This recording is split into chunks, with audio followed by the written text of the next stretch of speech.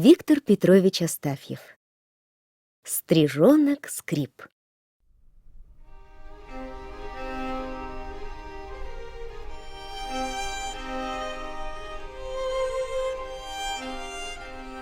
Стрижонок вылупился из яичка в темной норке и удивленно пискнул. Ничего не было видно. Лишь далеко-далеко тускло мерцало пятнышко света. Стрижонок испугался этого света, плотнее приник к теплой и мягкой маме-стрижихе. Она прижала его крылышком к себе. Он задремал, угревшись под крылом. Где-то шел дождь, падали одна за другой капли. И Стрижонку казалось, что эта мама-стрижиха стучит клювом по скорлупе яйца. Она также стучала перед тем, как выпустить его наружу. Стрижонок проснулся от того, что ему стало холодно. Он пошевелился и услышал, как вокруг него завозились и запищали голенькие стрижата, которых мама-стрижиха тоже выклевала из яиц. А самой мамы не было. «Скрип!» — позвал ее Стрижонок. «Скрип, скрип, скрип!» — повторили за ним братья и сестры. Видно, всем понравилось, что они научились звать маму, и они громче и дружнее запищали: «Скрип, скрип, скрип!» И тут далекое пятнышко света потухло. Стрижата притихли. «Скрип!» — послышалось издалека. «Так это же мама прилетела!» — догадались стрижата и запищали веселей. Мама принесла в клюве капельку дождя и отдала ее Скрипу, первому стрижонку. Какая это была вкусная капля! Стрижонок Скрип проглотил ее и пожалел, что капля такая маленькая. «Скрип!» — сказал он. «Еще, мол, хочу!» «Скрип, скрип!» — радостно ответила мама-стрижиха. «Сейчас, дескать, сейчас!» И опять ее не стало. И опять стрижата тоскливо запищали. А первый стрижонок кричал громче всех. Ему очень уж понравилось, как мама-стрижиха поила его из клюва. И когда снова закрылся свет вдали, он, что было духу, закричал «Скрип!» и даже полез навстречу маме. Но тут же был откинут крылом на место. Да так бесцеремонно, что чуть было кверху лапками не опрокинулся. И каплю вторую мама-стрижиха отдала не ему, а другому стрижонку. Обидно. Примолк стрижонок Скрип, рассердился на маму и братьев с сестренками, которые тоже, оказывается, хотели пить. Когда мама принесла мошку и отдала ее другому стрижонку, Скрип попытался отнять ее. Тогда мама-стрижиха так долбанула Скрипа клювом по голове, что у него пропала всякая охота отбирать еду у других. Понял стрижонок, какая у них серьезная и строгая мама. Ее не разжалобишь писком. Так начал жизнь в норке стрижонок Скрип вместе с братьями и сестрами. Таких норок в глиняном берегу над рекой было очень много. В каждой норке жили стрижата, а точнее ласточки-береговушки. И были у них папы и мамы. А вот у стрижонка Скрипа папы не было. Его сшибли из рогатки мальчишки. Он упал в воду, и его унесло куда-то. Конечно, стрижата не знали об этом. Маме-стрижихе было очень тяжело одной прокормить детей. Но она была хорошая мать. С рассвета и до вечера носилась она над берегом и водой, схватывала на лету мошек, комариков, дождевые капли. Приносила их детям. А мальчишки, сидевшие с удочками на берегу, думали, что стрижиха и все стрижи играют над рекой. Стрижонок Скрип подрос. У него появились перья, и ему все время хотелось есть. Иногда ему удавалось отобрать у братца или сестренки мошку, и тогда они жалобно и недовольно пищали. За это Скрипу попадало от мамы-стрижихи. Но ему так хотелось есть, А еще ему хотелось выглянуть из норки и посмотреть, что же оно там такое, дальше этого пятнышка света, откуда мама-стрижиха приносит еду и ветреные запахи на крыльях. Пополз стрижонок Скрип. И чем дальше он полз, перебирая слабыми лапками, тем больше и ярче делался свет. Боязно. Но Скрип был храбрый стрижонок. Он полз и полз. Наверное, он выпал бы из норки и разбился, как разбиваются такие вот неразумные птенцы. Но тут появилась мама-стрижиха, схватила его, уволокла вглубь норки и раз-раз его клювом по голове. Сказала сердито: «Скрип! Скрип! И еще по голове! И еще по голове!» Очень рассердилась мама-стрижиха, очень сильно била Скрипа. Должно быть, там за норкой опасно, раз мама-стрижиха так волнуется. Конечно, откуда Скрипу было знать, сколько врагов у маленьких проворных стрижей? Сидит на вершине березы страшный быстрый сокол и подстерегает их. Скоком-прыгом подходит к норкам клюватая ворона. Тихо ползет меж камней черная гадюка. Побольше подрос Скрип, догадываться стал об этом. Ему делалось жутко, когда там, за норкой, раздавалось пронзительное «Тиу!».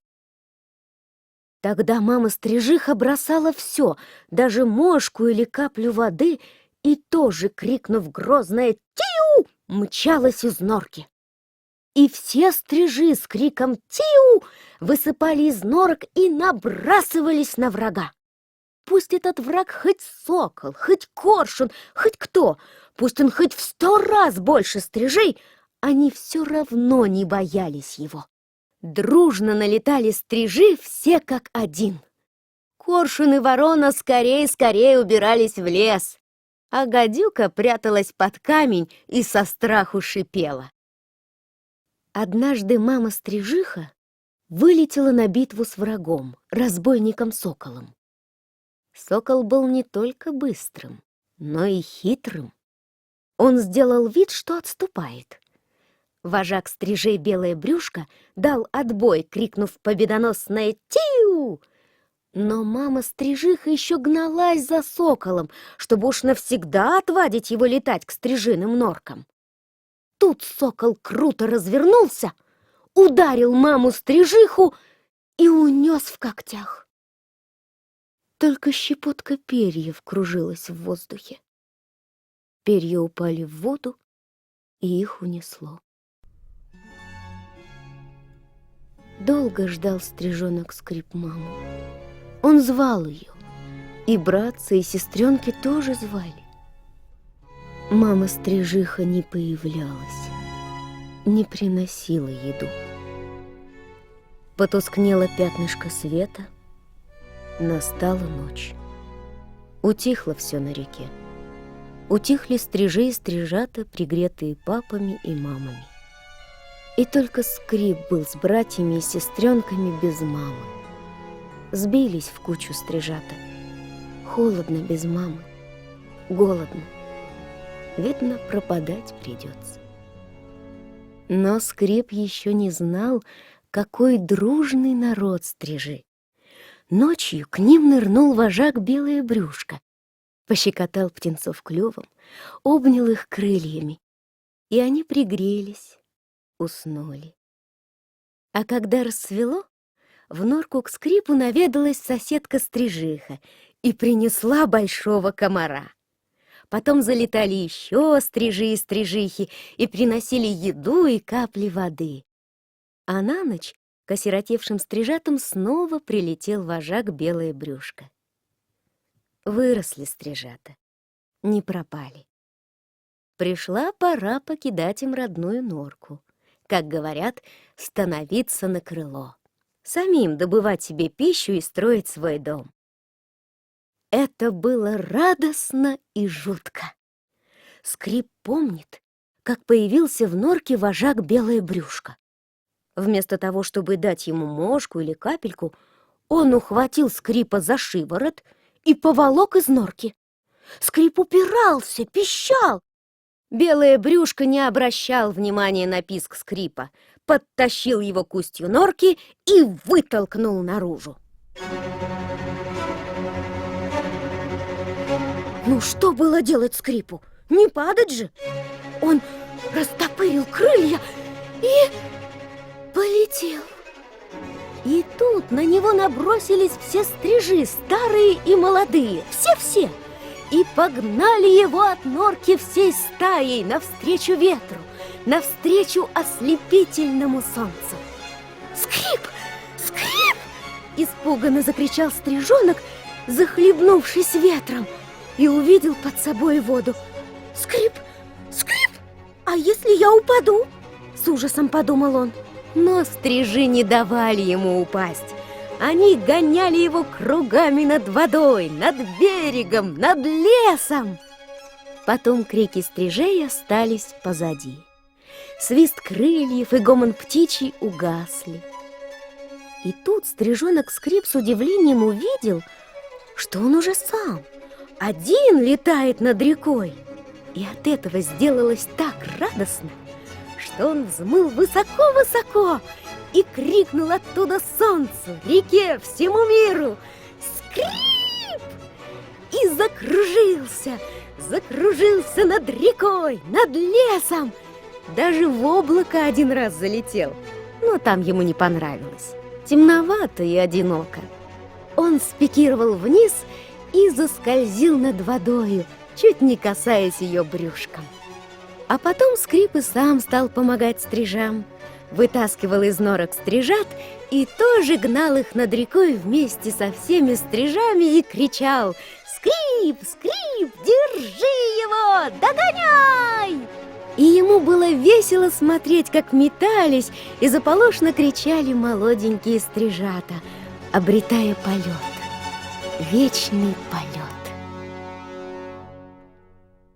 Скрип много съел в этот день мошек, много выпил воды. Ел и пил он жадно, потому что стрижи всегда в движении, всегда в полете, и оттого надо им все время есть, все время пить. Но день кончился.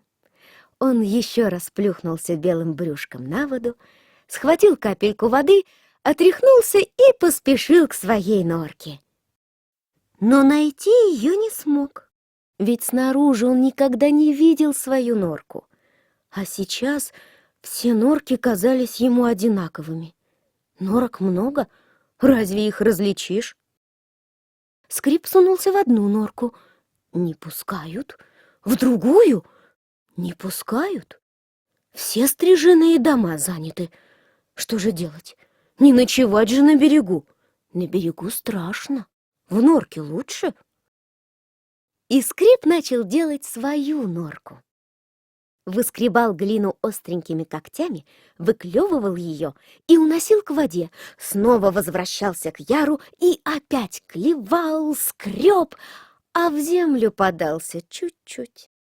Устал Скрип, есть захотел и решил, что такой норки ему вполне хватит. Он немного покормился над рекой и завалился спать в свою совсем еще не глубокую норку. Неподалеку рыбачили мальчишки. Они пришли к стрижиному яру, и один мальчишка засунул руку в норку и вынул Скрипа. Что только пережил Скрип, пока его держали в руках и поглаживали, как ему казалось, громадными пальцами. Но ничего, попались ребятишки, хорошие. Выпустили Скрипа. Он полетел над рекой и со страху крикнул: «Тиу!» Все стрижи высыпали из норок. Глядят, никого нет. Ребятишки уже ушли, сокол не летает. Чуть было не побили стрижи Скрипа, но пожалели. Молодой еще. Тут понял Скрип, что в маленькой норке не житье, и принялся снова работать. Он так много раз подлетал к своей норке, чтобы унести глину, так пробивался вглубь яра, что норку эту отличал уже ото всех. Когда опять пришли мальчишки, засунули руку, чтобы вытащить Скрипа, а достать не могут. Скрип вертел головою и, должно быть, насмешливо думал: «Шалишь, братцы, мальчишки, и вообще совесть надо иметь». Хорошо, спокойно жилось в своей норке. Теперь Скрип наедался и напивался досыта, сделался стремительным, сильным. Но вот отчего-то сделались беспокойными стрижи. Они почти не находились в норках, а все летали, кружились, лепились на проводах и часами сидели молча, прижавшись один к одному. А потом с визгом рассыпались в разные стороны, присаживались к осенним лужам, заботливо клевали глину и снова сбивались в стаи, и снова тревожно кружились. Эта тревога передалась и Скрипу. Он стал ждать, сам не зная чего, и в конце августа на рассвете вдруг услышал призывный голос вожака «Белое брюшко». «Тию!» — крикнул вожак. В голосе его на этот раз не было угрозы. Он звал в отлет. Взмыл Скрип и видит: все небо клубится. Тучи стрижей летят к горизонту. «Тию!» — звал вожак. И стайка Скрипа помчалась вдаль, смешалась с другими стаями. Стрижей было так много, что они почти заслонили собой разгорающуюся в небе зарю. «Скрип! Скрип!» — тревожно и тоскливо кричали стрижи, прощаясь до следующего лета с родным краем. «Скрип! До свидания!» — крикнул и стрижонок Скрип и помчался за леса, за горы, за край земли. «До свидания, Скрип! До свидания! Прилетай в свою норку!» — кричали вслед Скрипу мальчишки-рыбаки. Стрижи улетают в одну ночь и уносят с собою лето. Прилетают они в одну ночь и приносят с собою лето. Скучно без стрижей на реке, чего-то не хватает. Где ты, маленький Скрип? В каких краях и странах? Возвращайся скорее, приноси нам на крыльях лето.